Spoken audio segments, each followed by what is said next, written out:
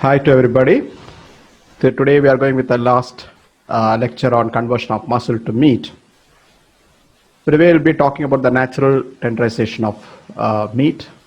It is also called as aging or conditioning or ripening. So in the last three lectures we have talked about the muscle contractions followed by the rigor mortis. In the rigor mortis we talked about the different stages of rigor mortis. There is delay phase, onset phase, completion phase, resolution of rigor mortis. Then it was followed by the action of the endogenous enzyme, the calpines and cathepsins. We have seen how it brings the tenderization of the meat. So in today's lecture, I'll be talking about the natural method of tenderization of the meat, that is aging or conditioning or ripening. So before getting into this topic, let me define few of the terminologies. The first is the rigor mortis. So what is rigor mortis? So after the slaughter, there will be stiffening of the muscles due to the permanent cross-linkage between the actin and myosin. So this stiffness is called as a rigor mortis or the rigor mortis. So during the resolution of rigor mortis, the stiffness will gradually disappear, and from the muscle it will be get converted into meat. Then what is green meat? The green meat is the meat that has not had enough time to soften. So it has not undergone the complete tenderization process. So naturally, since it has not undergone the complete tenderization process, it will be tough and relatively less flavor. So coming to the aging. So aging is a enzyme's action continues in the muscle tissue even after the meat is no longer green. So aging is basically done to improve the tenderness or to further improve the tenderness and the flavor. So let's get into our today's topic, that is conditioning, aging or ripening. It is also called as maturing. So the aging is also called as conditioning, ripening and maturing. So how we can define aging? So how we can define the aging? It is a natural process of tenderization when the meat is stored or aged post-rigor. Or it can be defined as in the absence of microwave spoilage, holding the unprocessed meat just above the freezing point. I'll repeat it. Holding the unprocessed meat in the absence of microbial spoilage just above the freezing point is known as aging or conditioning.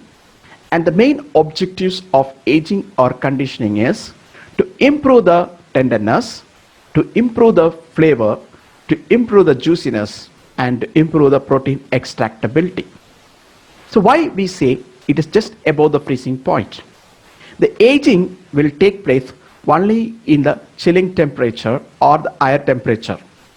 The aging will never take place in the freezing temperature. So the freezing point of the meat is generally -1 to -3 degrees centigrade. So if we keep the rigor meat or the post-rigor meat, if we keep it further, aging will not take place.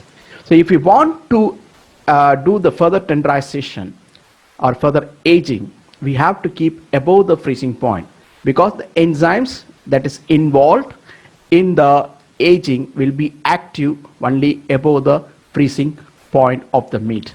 That is why we define that it is a process of keeping the meat or the muscle just above the freezing point. So with the aim of improving the tenderness, flavor, juiciness and protein extractability. So why the meat processes do aging? The meat processes do aging to optimize its eating quality and appeal to the consumers. So what are the eating qualities we are improving in the aging or conditioning? The first is the tenderness, which is the most important sensory quality for the fresh meat, and we improve the flavor and the juiciness also. Since the tenderness is improved, the cooking time can be reduced. In some research papers, it shows up to 50% of the cooking time can be reduced. So since we are reducing the cooking time, the energy utilized for the cooking can be reduced. So we are saving the energy. So what is the thumb rule to be followed? See, once the animal is slaughtered, up to 10 hours, never keep the carcass below 10 degree, or rather we can say below 15 degrees centigrade.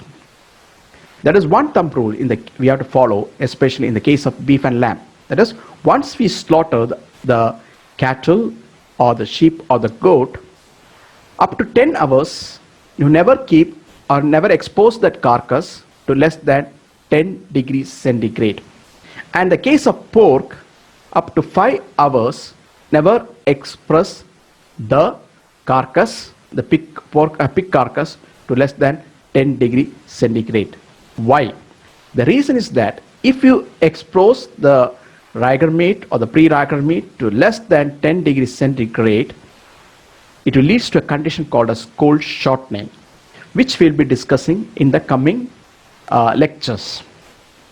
So how we can assure whether all the ATP is utilized or not is that another way what we can do is you can measure the pH of the muscle. Always see that if you are exposing the carcass or the meat or the muscle to less than 10 degrees centigrade, means to prevent the cold shortening, the pH should be less than 6.2 or 6. That is, you should have one. If you want to keep the meat say around the 4 degree or 5 degree or 3 degree, like the pH, it should be less than 6.2, or it should be more advantageous if you keep below the pH of, or if the muscle must have attained the pH of less than 6, and after attaining that pH, then you can go for keeping at a lower temperature, that is below 10 degree you can keep it. And another thing is delay the freezing. So if you delay the freezing, you can improve the tenderness, because as already I told that during freezing, the enzymes that is involved in the conversion of muscle to meat or the proteolytic enzymes will not be active. So if you want to make the meat more tender, first make the maximum tenderization of the meat by delaying the freezing. So increasing the delaying period before freezing enhance the tenderness. So once the meat became tender, that tenderness, then if you go for freezing, then that tenderness will be maintained throughout the freezing temperature. So that is the advantages of conversion of muscle to meat or aging. So we know that the rate of rigor mortis is directly proportional to the temperature. What do you mean by that? If the temperature is mild, the rate of rigor mortis will be faster, or the rigor will be attained at a higher temperature than at a lower temperature. So the question that may comes to our mind, why then aging is not done at high temperature?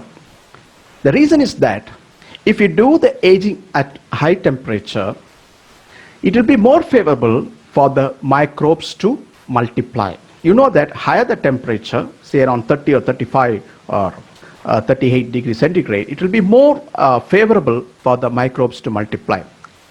So here also the rigor mortis will be also taking place, but at the same time the microbes will multiply very fast, and it leads to spoilage or putrefaction. So then why the aging is done at a lower temperature? The reason is that all the reactions that take place at higher temperature will take place at lower temperature also. That is, conversion of muscle to meat will take place at lower temperature but at a slower rate. The oxidation of the fat will taking place but at a slower rate. The multiplication of the microbes will be taking place but at a slower rate. So that will not help to faster spoilage. That is why we do aging at a low temperature. So here we can see when the beef is aged under high temperature, the enzymatic reaction will occur more rapidly. That is, the enzymes will be more active at high temperature. So the enzymes, since the enzymes are more active, the tenderness will become evident within short period of time than at a colder temperature. But the problem is that when you do the aging at a higher temperature, the rate of spoilage will be faster because of increase in the microbial load, and it also affect the color of the meat, which will not be appealing. So at high temperature, the facultative anaerobic bacteria like lactic acid bacteria, then Pseudomonas, Brachythrix, Enterobacteriaceae, all these bacteria will grow faster and it leads to the spoilage. So we do aging generally at a temperature above the freezing point, that is at a lower temperature we'll be doing, so the rate of multiplication of the bacteria can be slowed down. That is why we do aging at a lower temperature and not at high temperature. What is the mechanism behind the aging or conditioning? So already we have seen during the conversion of muscle to meat what is happening. That is one here explained once again. During conditioning, the pH will be reduced. As the pH releases, the calcium will be released from the sarcoplasmic reticulum. So once the calcium is released, the calpines will also be released. Because the calpines will be released, the calpines is the one which is more involved in the tenderization of the meat. And as the pH also decreases, the lysosome will lose its permeability, the cathepsins will also be released, which will be acting at a very low temperature or high acidic temperature. This cathepsin will be acting. And this enzyme will cause disintegration of the muscle protein. So the muscle proteolysis will be taking place. So this mechanism already we have seen during the conversion of muscle to meat in our previous lectures. So this also we are already seen in a previous lecture. So once again, I'm just repeating this. The changes that occurs in the skeletal muscle during postmortem aging. There will be etherline disintegrations, which leads to weakening and fragmentation of the myofibrils. We are already seen that one. Then degradation of the desmins will be there. This causes disruptions of the transverse cross-linking between the myofibrils, and it leads to fragmentation of the myofibrils. Then there will be degradation of the titin and the nebulin. And degradation of these myofibrillar proteins result in the appearance of a newly polypeptides. So new polypeptides will be formed due to the action of these calpines and the cathepsins, mainly the calpines. And let's see what happens to these polypeptides. So we can see here the postmortem muscle proteolysis. The muscle proteins is acted upon by the calpines and cathepsins. For the calpines action, calcium is required and proper pH is required. The cathepsins also, it requires the acidic pH. So this will act on this muscle protein. The cytoskeleton proteins are mainly acted upon, and a lot of polypeptides will be formed. These polypeptides are acted upon by the enzyme peptidase, and the peptides will be formed. And the peptides are acted upon by the aminopeptidase enzymes, and the free amino acids will be formed. And we get a lot of non-volatile taste compounds and volatile aroma compounds. So this is what happening in the postmortem muscle proteolysis. Muscle protein broken down by the calpines and cathepsins, it forms polypeptides. Then peptidase will be acting. We get the peptides. The peptides are acted upon by the aminopeptidase. We get free amino acids, and we also get the non-volatile taste compounds and volatile aroma compounds. This will increase the flavor of the meat. Then postmortem muscle lipolysis. So here the muscles will also contain the lipids.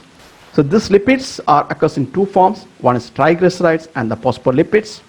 So these triglycerides are acted upon by the enzymes lipases and the phospholipases.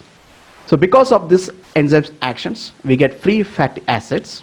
When these free fatty acids, it may lead to sometimes oxidations. So the peroxides may form. The oxidation occurs due to the actions of the light or the high temperature or radiations or whatever may be the reasons.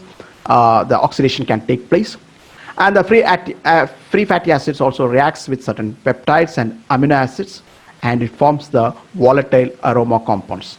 This volatile aroma compounds enhance the meat flavors. This is what happening during the conversion, during the aging or ripening, why there is an increase in the meat flavor. So flavor enhancement is further brought about by the breakdown of ATP to mononucleotides like AMP and IMP. This is further broken down to inosinic acid and ipoxanthine. Ipoxanthine is a flavor enhancer. Conditioning or aging is optimum when the ipoxanthine reaches a level of 1.5 to 2 micromole per gram. This conversion of IMP into isoxanthane is depends upon the time, temperature, and pH. So if it is at the high temperature, the action of these enzymes will be fast, and the isoxanthane level reach will be faster. But at a lower temperature, the formation of isoxanthane will be less, or it will be slower, so it takes more time. Then the inosinic acids also reacts with the alkaline and the glucose that is present in the meat, and it also gives the basic meat flavors. So there is also microbes during the dry aging, especially in the dry agings. The microbes will be acting, and this will produce certain hydrogen sulfide, ammonia, acetaldehyde, acetone, diacetyls. So these are mainly brought about, these compounds are mainly produced by the yeast, especially yeast and the mold during the long-term aging. We also seen that the breakdown of proteins and fat during aging also add to the flavor. In the previous slide, we have seen the volatile aroma compounds will also be formed during the breakdown of proteins and fat that take place during the conditioning or the aging. This is how the flavor of the meat is developed. So remember that isoxanthine is very important flavor enhancer. So before going to the different types of aging, in the industrial level, how the aging is done. So once the animal is slaughtered, the carcasses are put in the chilling room, or the primary aging room we can call. Okay, it is also called as carcass chilling room and the primary aging room. Here what we do is a traditional method we followed, where the carcass will be hanged in the chilling room temperature, which is maintained around 10 to 15 degrees centigrade, and the humidity is around 88 to 92% will be maintained, so that the evaporation loss is reduced. And the specification, coming to the specifications, what happens, specification is that the beef line, the height from the floor to the rail, the height should be 11 feet. And the low, in the case of sheep and goat, it is 6.5 feet. And in the case of pig lines, it is 9. And the load bearing capacity, that is this rail, how much load it has to bear. In the case of beef line, it is 800 kg per meter. So 1 meter should able to bear approximately 800 kgs. In the case of sheep and goat line, it should able to bear 250 kg per meter. And in the case of pig line, it is 350 kg per meter. Next important specification is that the distance between the two rails, or the chiller rails, the distance between the two chiller rails, this is one rail suppose, and this is another rail. The distance between these two rails, in the case of beef line, it should be 0.9 meters.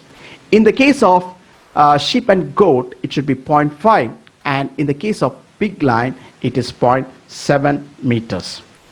And the distance between the two carcasses is also very important. Let it be a beef carcass, or the goat carcass, or the pig carcass. The distance between the two carcasses should be minimum 0.3 to 0.4 meter. If this distance is not maintained, or if you're not constructing as per this specification what I've told, then there will not be proper air circulation. The cold air circulation will not be proper. So there's a chance for the spoilage or the putrefaction of the meat will be taking place. So generally what we do is that first, after the animal is slaughtered, after the evisceration, it goes for the chilling, or it is put in the aging room 1, or the it is put in the carcass chilling room. And when the pH is attained around 6.2 or 6, then it goes for further aging, conditioning, or ripening. So initially we'll put the carcass in 10 to 15 degrees centigrade, so that we can prevent the cold shortening. After we attain a pH of around 6 or 6.2 or less than that, then it goes for further type of aging or conditioning, that is dry aging or wet aging. So another method how we can improve the tenderization is, there is two methods of hanging the carcass. So there is a two method of hanging the carcass. One is we can hang the gambrels in the Achilles tendon. This is a method by Achilles tendon, where between the Achilles tendons it is inserted and hanged. Another is by hanging the pelvic girdle. So pelvically we are just hanging the carcass. This is also called the tender stretch method. This method, that is hanging the gambrels in the pelvic, it is called as tender stretch method. And most of the research papers shows that this method will stretch most of the muscles of the carcasses, and it will improve the tenderness when compared to that of the Achilles tendons hanging. In the shops also you must have seen this way of hanging, but the better method is always to hang in the pelvic tender stretch method is better for hanging the carcass in the chiller rooms. So once the pH has attained around 6 or 6.2, then we can go for types of age. We can go for either the dry aging or the wet aging. So what is dry aging, or which type of meat we go for dry aging is first the large cuts. The large cuts, in the case of beef, it will be a halved, or it will be made into 4 quarters like, or we can make into large cuts. Then it is stored in a aging room or the conditioning room. It is also called as a hot box, where all the environmental condition is precisely controlled. Okay, it is very important. All the environmental condition, that is the temperature, the water, the air movement, the humidity, all should be precisely maintained. Otherwise, it can lead to the spoilage of the meat. And the air movement is very important. So here, the cuts are exposed to air on all sides. So in the dry aging, what we are doing is basically, we are evaporating the moisture that is present in the meat. So from the surface, the moisture will be evaporated. So since we are evaporating the moisture, the flavor components and the tasty component, the meat taste components will become more concentrated. So it will give a more flavor and taste to the meat. So generally, in the commercial system, the dry aging is done for 28 days, that is 4 weeks. And sometimes they go even 60 days. And there are also certain researchers shows that they have done aging for 100 days and 365 days. So when you are going for a longer duration, the precise controlled environment should be maintained. Otherwise, it leads to the spoilage. So during the dry aging, there is a loss of moisture loss. That is, normally it will vary from 20 to 35. Up to 28 days, there will be loss of moisture up to 20 to 25%. Weight loss will be there. So you know that meat contain around 70-72% of water. So that water will be evaporated due to the fast movement of the air that is circulated in the aging room or the ripening rooms. So the moisture will be lost. The flavor components will become more concentrated. So let's see here. The dry aging, it is a process of removing the moisture. So when we blow the air at high speed, say 0.2 to 0.5 meter per second, that is the velocity of the cold air that is blown. So in the presence of it is a process of removing the moisture from the product through extended periods. So we'll be keeping for say 21 days or 28 days in the case of dry aging, or we can go more than that. So that will be removing the moisture. And it will also allow the lipids to break down. So there will be breakdown of the fats. We have already seen that. And there will be a breaking down of the protein molecules also will be taking place due to the endogenous enzyme that is present. The key aim of dry aging, why we go for dry aging, is to concentrate and saturate the flavor. So we'll be flavor transformation will be taking place because the flavor became more concentrated. The flavor became more nutty flavor. It will be formed. And it also helps to maximize the tenderization. Okay. Secondly, the beef natural enzymes. We know that calpains and cathepsins and various proteolytic enzymes that is in the meat or in the meat, it will break down the muscle tissues and it leads to the beef tender. So the main objective to improve the flavor, next is to maximize the tenderization.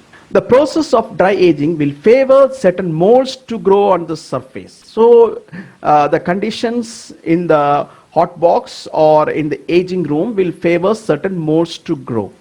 And they form a crust on the surface. You can see the mold is growing and they form a crust on the surface. And this will produce, this mold will produce certain enzymes. Okay, these enzymes will act on these proteins, muscle proteins, and they improve the flavors.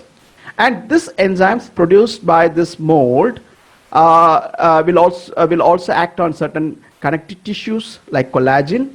For example, the Thamnidium, the genus Thamnidium, the mold is specially seen which produce certain collagenolytic enzymes which will act on the collagen, and that also improve the tenderness and the flavor. You know that the toughness of the meat is also mainly due to the collagen. So this this genus Thamnidium will produce this collagenolytic enzyme. These enzymes will act on the collagen also. That will also help to bring the further tenderization of the meat. And even certain Spencilium will also help to bring the tenderization of the meat, and it also produce the flavor components it will produce. The dry aging, it is not commonly followed nowadays by the industry, because the reason is that it is a highly time consuming. So we have to keep it for minimum 21 to 28 days. Then only we can get that flavor, the dried aged meat flavor, we can get it.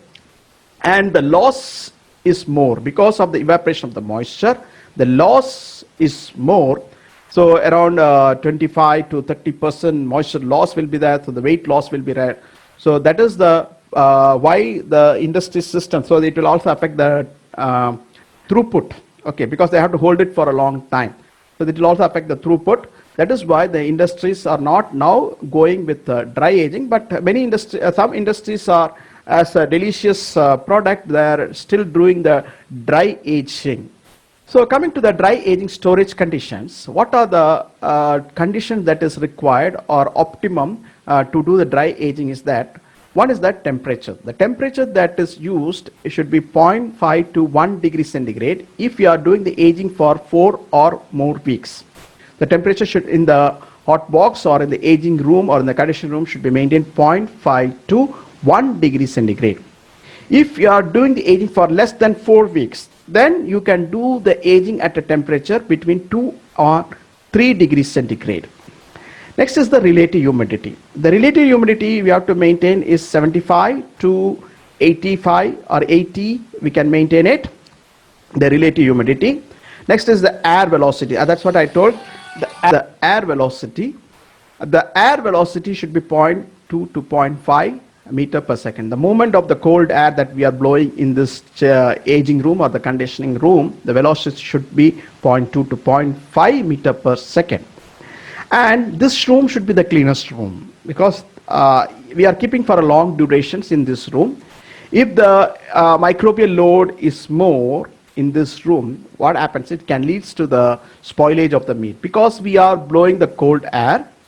So there will be air circulation will be more. That will be favoring the aerobic bacteria like Pseudomonas will be growing, and this can lead to the spoilage of the meat. So it should be a clean room, properly it should be maintained. And once the materials is stored, we should not frequently open and close this room. Because if you do frequent closing and opening of this room, you will not be able to maintain this specification. That is, we will not be able to maintain the temperature properly. So naturally the bacteria can get in, it can multiply here, and it can lead to the spoilage. Then what type of meat we can go for, or what type of meat we should select for the dry aging is that it should have a good enough fat covering. It should be a premium high quality beef, for the lamb should be selected, which should have enough fat covering, and it should have a good marbling, because this is sold as a premium product. So it should have a good marbling. Why the good marbling is important is that because here there's a dehydration will be taking. There is evaporation of the moisture will be there. So it will be losing the juiciness. So in order to maintain the juiciness, the marbling. What is marbling? The intramuscular fat. So if the marbling is more, the juiciness will be better. Another, it should have enough fat covering. What is the importance of fat covering? The fat covering helps to reduce the dehydrations or the loss of moisture to some extent. It also prevents the microbial multiplication, because it will act as a coat. So it prevents the bacterial growth to some extent also. That is why we have to select a good quality, the high quality meat for the dry aging. So what is the disadvantage of dry aging? The main disadvantage of dry aging is that it requires long duration of aging. That is, it requires minimum 28 days, 21 to 28 days is followed in most of the industries, or even you have to go for a, if the requirement is more, we can go for a higher, larger number of days also. So we have to keep it in the precise conditions. That is, in the chiller room, we have to keep it at 2 to 3 degrees centigrade. So naturally, the refrigeration cost will be high. The labor involvement, putting the putting the meat pieces inside, again, the labor involvement, taking out, all this will be labor space requirement is more. So this all will add to the high cost of the aged beef. So the aged beef will be cost will be very high, though, and it will be tastier and more meaty flavor. We can get it out. Okay, but it is the cost high cost of the aged beef is a big issues. So only the premium type of people can purchase and release this type of meat. It is not commonly consumed by the normal people. Okay. So next is that if the precise conditions of the hot box or the aging room is not maintained, naturally there's a more chance for spoilage. So we'll be putting tons of meat in this aging room, and if you're not maintaining the condition properly, means naturally it is going to lead to the spoilage, the whole lot of meat. Okay, so that is another risk we can see in the dry aging of the meat. So we have to maintain all the conditions very precisely it will form. Another thing is there will be a crust formation. So on the surface, because of the dehydration, there will be a crust will be formed. Okay, a thick coat will be formed. So you know that dehydration will take from the surfaces. So a thin crust, or it's called as or it due to the formation of the growth of the mold and other things, will also leads to the crust formations. So before you are going for preparation of this product, so for example, if you are going for stewing and other things, what we have to do is we have to remove the crust. So when you remove the crust, again, some loss of weight will be there, because it will be trimmed off. The crust will be trimmed off, and then we go for the processing of this meat. Again, it leads to the weight loss. So these are the issues with the dry aging of the meat. But still, many companies do the dry aging on request by the certain outlets. Okay, they do the dry aging and they provide, but the cost is very high for the dry aged meat. Next, coming to the wet aging. So what is wet aging?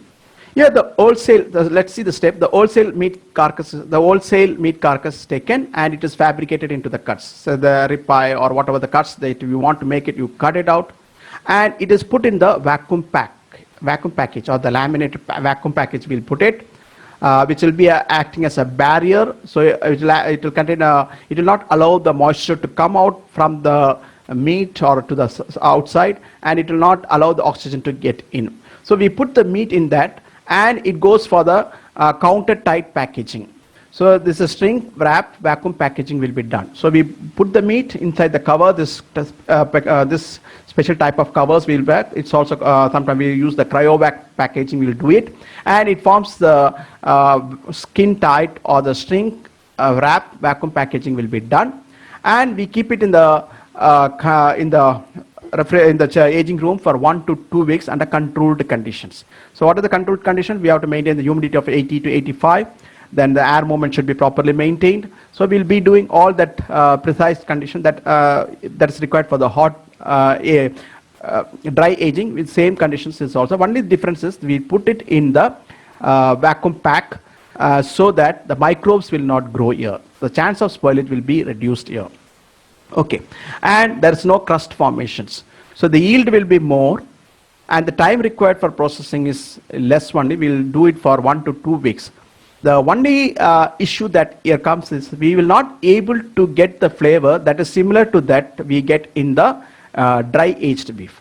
So wet aging storage conditions. So what are the things you can see? You can see this meat is taken, and it is shrink wrap vacuum packaging is done, and that is put in the aging room or the conditioning room.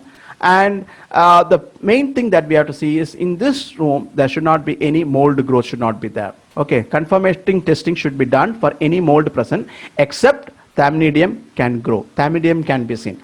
Another thing is when you are going to sell this, the microbial study should be done. Especially we have to see that it is not containing the E. coli and the Enterobacteriaceae should not be there.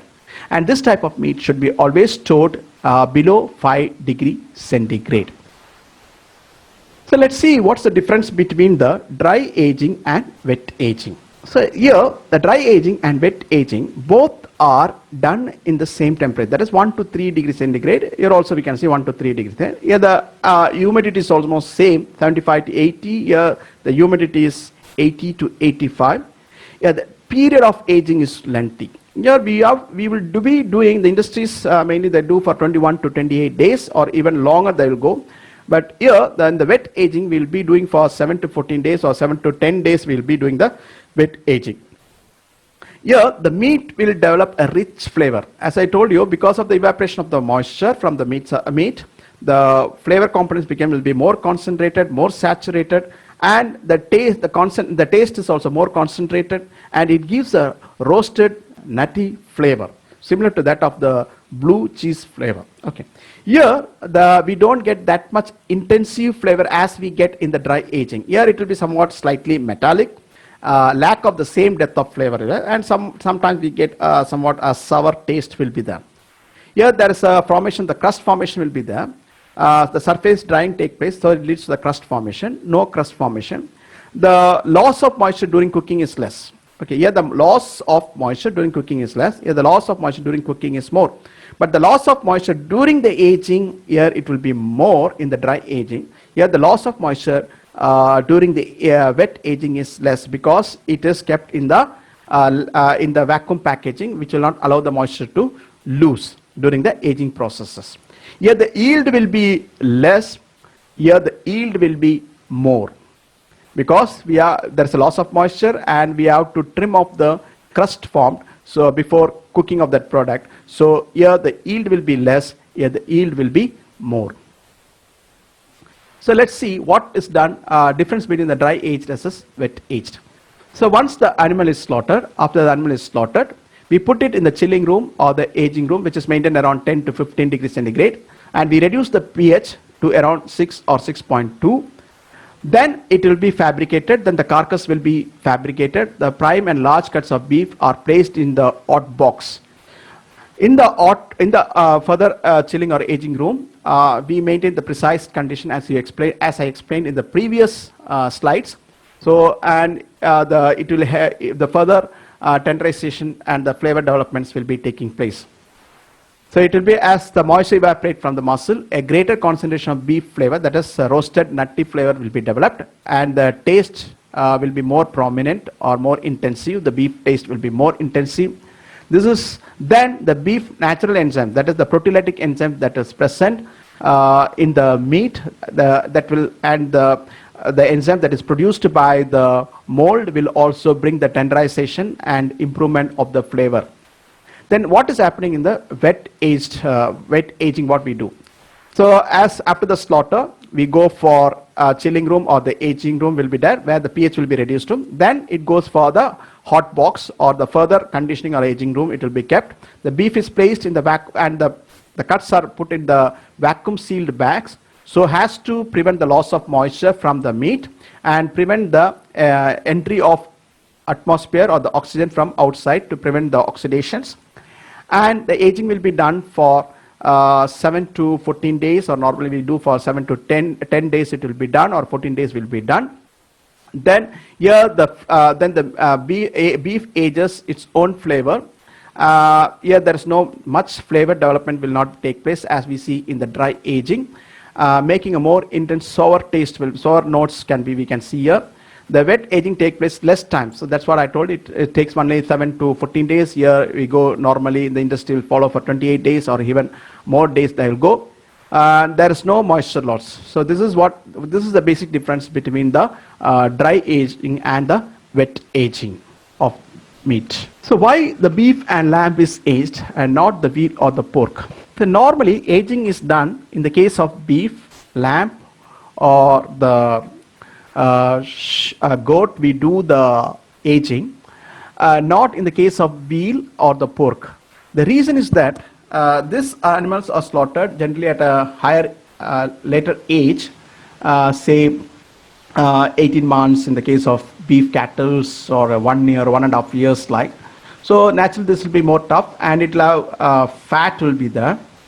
So whenever we go with the dry aging, it should have enough fat covers to protect from the bacterial and from the drying process. So already I explained that one. But in the case of veal, generally the veal means the meat obtained from the very young calf. So naturally it will be more tender like, and it will not have the fat covers. So since it's not having the fat covers, the dehydrations will be more, and there's also a chance for the spoilage to take place. So that is why it is not aged, because veal itself is more tender. So there is no requirement for doing the aging. And why the pork is not generally, we do not do aging in the case of pork is that pork is also slaughtered at a very young age, say 6 months, or 6 to 9, between 6 and 9 months we'll be just slaughtering that one. And the pork will contain large quantity of unsaturated fatty acids. So we know that in the dry aging, we'll be blowing the cold air will be blown, so that will lead to the oxidations, because it's containing lot of unsaturated fats. It can lead to the oxidations, so it produces a off flavor can be developed if we do the aging in the case of pork. And another thing that we have to take care is, whenever we go for wet aging in the case of lamb or any meat, the pH in the lamb should be reduced to 5.8, because if the 5.8 are more, it will fare most of the anaerobic bacteria. So in the wet aging, see that the pH of the meat, before doing the wet aging, the pH of the meat is reduced to 5.8, and then you go for the vacuum packaging, and then you can do the aging or the conditioning or the ripening, so that it can make it more tender and more flavorful. Next, what is the difference between the old and aged meats? See, old and aged means, old meat means we just put it in the refrigeration, now in the home refrigerations, and we do the aging. But the problem is that in the refrigeration, we will not be able to maintain the proper air circulations, the microbial loads will be more, and the temperature cannot be maintained properly, so that can lead to the spoiler. What is aged meat? So aging does not mean just storing the meat in the refrigeration. There is a difference between aged meat and the old meat. See, in the aging, the conditions must be carefully controlled. That is, the temperature should be carefully controlled, the movement of the air should be properly controlled, the relative humidity should be controlled. So that is the conditions, so that the meat becomes naturally tender without spoilage. So we have to, there should not be spoilage. In the old meat, because if you are not maintaining all this condition precisely, it can lead to the spoilage, or it can lead to the food poisoning also. So that is why we always prefer the aged meat aging should be done in a precise conditions. So this aging can be done by two methods. One is by the dry aging or wet aging. We already talked about that. So thank you very much for listening to this class. Take care, be happy.